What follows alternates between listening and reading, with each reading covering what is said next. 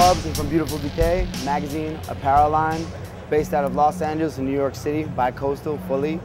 We've been around for about 5 years in its current state, 10 years since its inception in Virginia.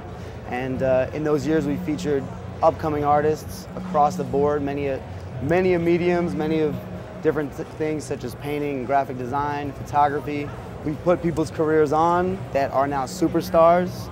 And along the way, we decided to start putting different artists that have been really successful in our magazine, on our t-shirts. So if you can't get on our t-shirt line unless you've been in our magazine, and to become part of our magazine as a featured artist, it's really difficult. The editorial process is real serious. We have a lot of integrity.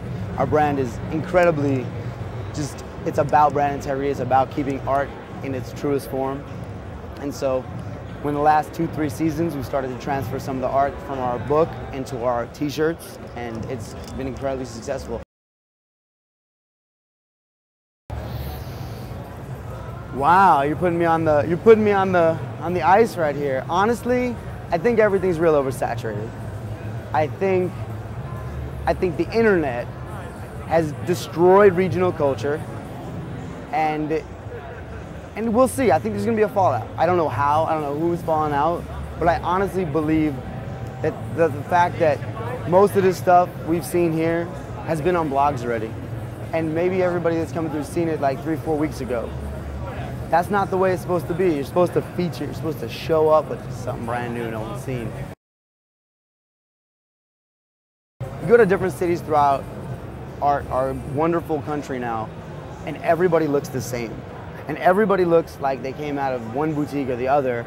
And the people that run the boutiques in these cities and towns, they control what's cool. I feel like people are a little bit, you know, the voice needs to be heard again. You know, we're trying to bring some of that back with our art shirts. Like, it's not about branding. It's about putting something that has value to it, that has longevity to it, you know, that's a little bit deeper and conceptual. Put that on your shirt. Wear something that means something. You know, branding is great, but we're not sports teams necessarily. So let's do something a little bit more meaningful and deep. You know what I mean?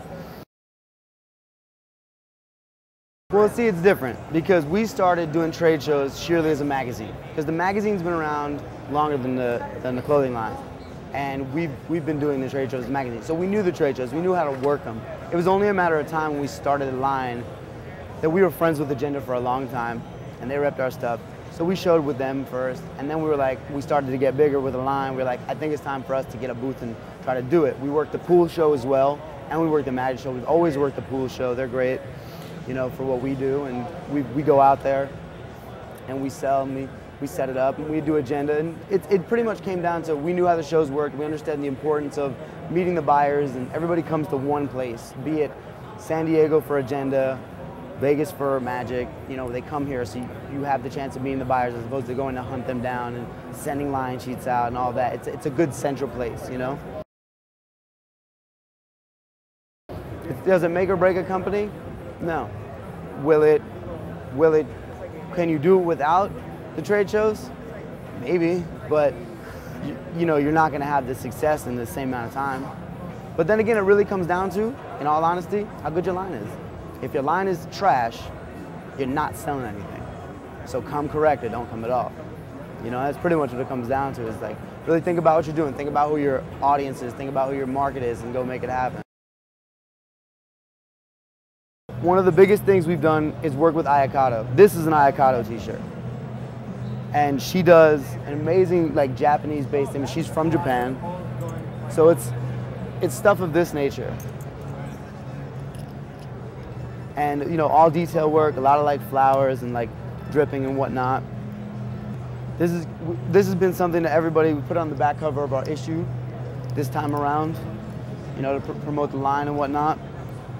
And it's been really great. The feedback for it has been just amazing. Another one of the artists we really work with a lot that we love is an artist based in France. His name is Squawk. We did a t-shirt with him the first season. This is one of the first t-shirts we did, and it sold really well. And so we decided to come back the second year and do this third or fourth season out. And it's been doing really well for us, and everybody loves it. Because, you know, you said, what about branding? we're like, we got to do a little branding. You got to have something for the kid that is still skating. He's still 12. He wants to put something on and, you know, feel like he's connected to a brand and not just art all the time. So we did something along the lines of Beautiful Decay, you know, and you know, if you're gonna brand, do it in a way that's like, it's still art, it's still next level. It's not, you know, it's not necessarily your logo, because, you know, you can put your logo on things, but it's not as powerful as getting the name out in an organic grassroots level, and it'll build over time. If you come out, you set yourself on a trend, and you build off a trend. When the trend dies, so do you.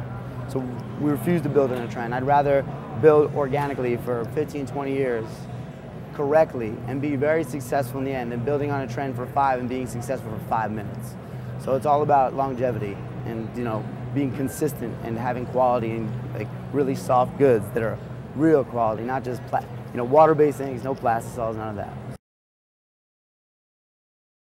Anybody can email us, you know. You can email bd@beautifuldecay.com or I think it's contact@beautifuldecay.com, and we go through, we have hundreds and hundreds of submissions every day. It's, you know, no guarantees, but we look at everything, we take everything seriously, we take our art seriously, take our magazine seriously, and that other people do it. So we go through it, we pick what we like, we put it in, and based on like just the feedback from the people, that's how kind of like what we think is crazy, what people say, oh, this is amazing, you know, I would love to see it on a t-shirt. So we started thinking, he would be great for a t-shirt, she would be great for a t-shirt. Let's see how that translates on the fabric.